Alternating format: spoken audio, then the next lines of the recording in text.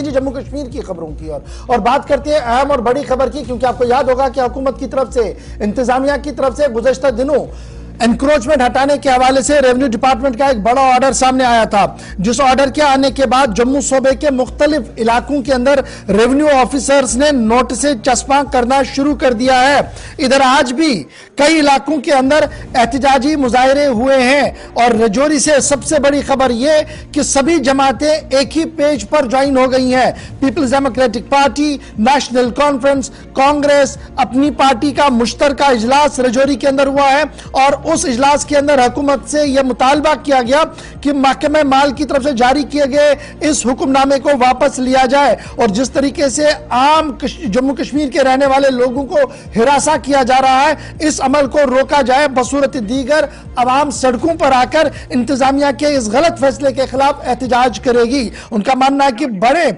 माफियादारों के साथ कुछ भी नहीं किया जा रहा है और छोटे छोटे लोगों को तंग तलब करके एक ऐसा हवा पैदा की जा रही है जो खौफ और दहशत की हवा है। वेलफेयर स्टेट के अंदर डिमोलिशन नहीं होते हैं बल्कि तामीरात होते हैं। आज मुश्तरका प्रेस कॉन्फ्रेंस के अंदर लीडरों की तरफ से यह बात कही गई है। एहतजाज भी हुआ है, मीटिंग भी हुई है। इस भी जरा मजीद गुफ्तगू करेंगे इस पूरे मामले पर। नसीम लियाकत साहब डीडीसी चेयरपर्सन है, मेरे साथ इस वक्त ज्वाइन कर चुके हैं। नसीम साहब बहुत शुक्रिया जी ज्वाइन करने के लिए। मुद्दा बड़ा इंपॉर्टेंट है और स्पेशली जब हम पुंछ रजौरी वाले इस पूरे बेल्ट को देखते हैं, एक बहुत बड़ा बेल्ट है जहां पर तकरीबन 300-400 लोगों को अभी तक नोटिसें चस्पा कर दी गई हैं। उनको ये नोटिसें दे दी गई हैं कि आप जी अपनी जमीनें छोड़ दें, नहीं करते हैं तो फिर जब हम डिमोलिशन करेंगे तो वो पैसा भी आपसे लेंगे।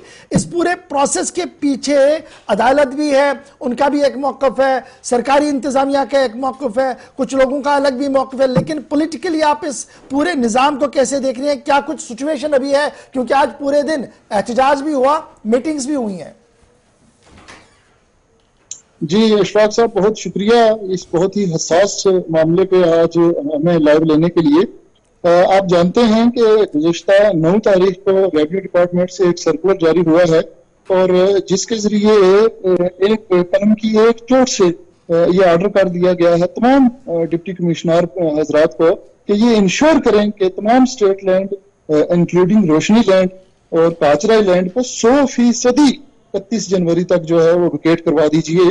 और इसी ऑर्डर की पादाश में हम देख रहे हैं कल या परसों से, जैसा कि आपने फरमाया, डिफरेंट जो तहसीलदार हजरात के दफ्तर हैं वहां से नोटिस निकलना शुरू हो गए हैं और उनमें वाज़ेह तौर पर कह दिया गया है, उसी ऑर्डर का रेफरेंस देते हुए वाज़ेह तौर पर कह दिया गया है कि सरकारी लैंड हो, रोशनी का लैंड हो, काचराई हो, इन तमाम जगहों से इनको विकेट कर दीजिए। और इनमें अगर जहां जहां आपकी कंस्ट्रक्शंस हैं, देखिए किस आमराना तरीके से और किस शहाना अंदाज से गवर्नमेंट ये मसलत करने की कोशिश कर रही है। उसमें लिखा जाता है कि 1 हफ्ते की मियाद के अंदर अंदर इन तमाम तामीरात को खुद ही गिरा दें और अगर आप नहीं गिराएंगे तो हम ये गिराने का खर्चा भी है जो वो भी आपसे वसूल करेंगे और आपके खिलाफ कार्रवाई करेंगे। तो मेरा ये कहना है कि इसको इस मुद्दे को 2 तरीके से देखा जा सकता है। एक तो ये है कि स्टेट लैंड और काचराई को अलग करके देखा जाना चाहिए और जो रोशनी लैंड की जहां तक बात की जाती है उसको थोड़ा सा अलग करके देखने की बहुत अशद जरूरत है।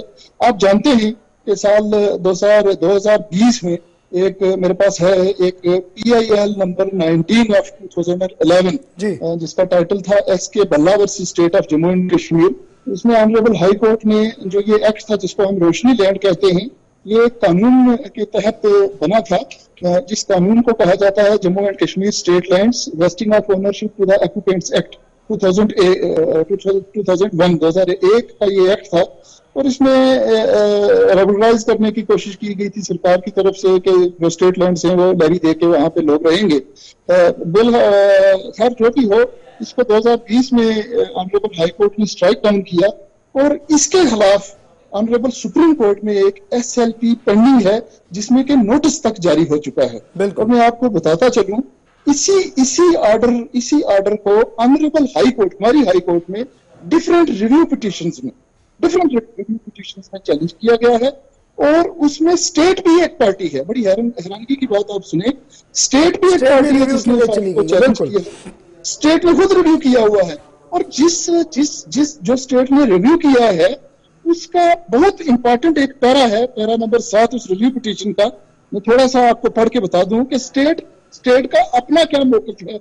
उस रिव्यू पिटीशन में स्टेट कहती है that we pray to the honorable court that the government may be permitted on a future date to come up with an appropriate mechanism to enable this class of landless cultivators and single dwelling owners to continue to remain in possession of land.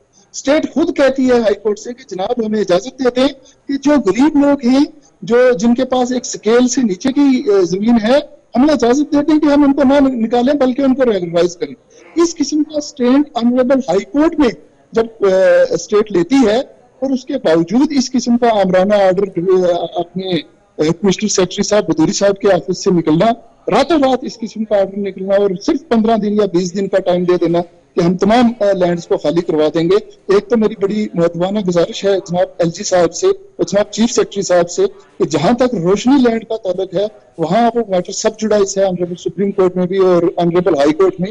आप कैसे उसमें नसीम साहब, ये तो रहा ना एक पहलू जो एक एक्ट का है जिसको लेकर अभी फैसला क्या आना है वो बात की बात है। बाद में बचा ये हमारी गाछराई और स्टेट लैंड, अगर उससे एंक्रोचमेंट हटाने की बात हो रही है और उस पर रेवेन्यू डिपार्टमेंट कह रहा है कि जनाब ये जमीन तो स्टेट की है, स्टेट इसकी मुहाफिज खुद बनेगी, तो शायद इसमें इस तरीके का एहतजाज और इस तरीके की जो बातें हो रही हैं और अमलगम किया जा रहा है हर एक चीज को कि जनाब हर एक चीज सब जुडिस है, शायद वो सही नहीं है। फिर नहीं, आप दुरुस्त फरमा रहे हैं। सब जुडाइज सिर्फ रोशनी लैंड जिसको कहा जा रहा है वो सब जुडाइज है और स्टेट खुद उसमें पार्टी है। लिहाजा रोशनी की हद तक तो बिल्कुल इस ऑर्डर को वापस ले लेना चाहिए, फौरन वापस ले लेना चाहिए।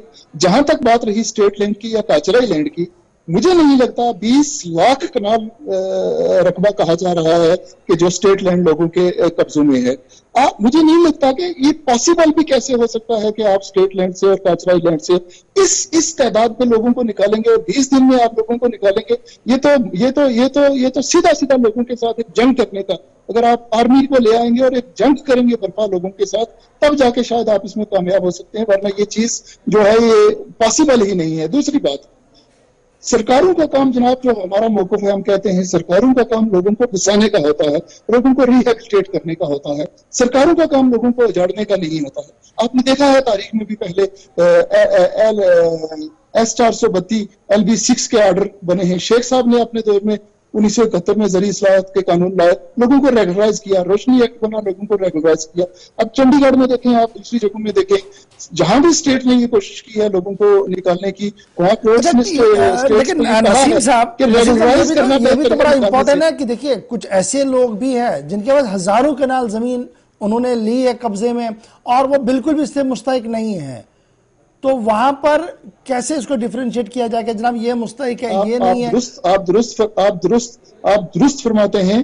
किसी भी शख्स ने जिसने अपनी पोजीशन का नाजायज फायदा उठाते हुए, इन कानून का फायदा उठाते हुए बड़े चंक्स ऑफ लैंड लिए हैं, तो स्टेट क्यों नहीं एक पॉलिसी के साथ आती है? आप एक ऐसी पॉलिसी बनाएं। और स्टेट ने तो ऑनरेबल हाई कोर्ट में, जो मैंने आपको पढ़ के सुनाया, हाई कोर्ट में स्टेट यही कह रही है कि हम बिग जो इंक्रोचर्स हैं उनको निकालना चाहते हैं।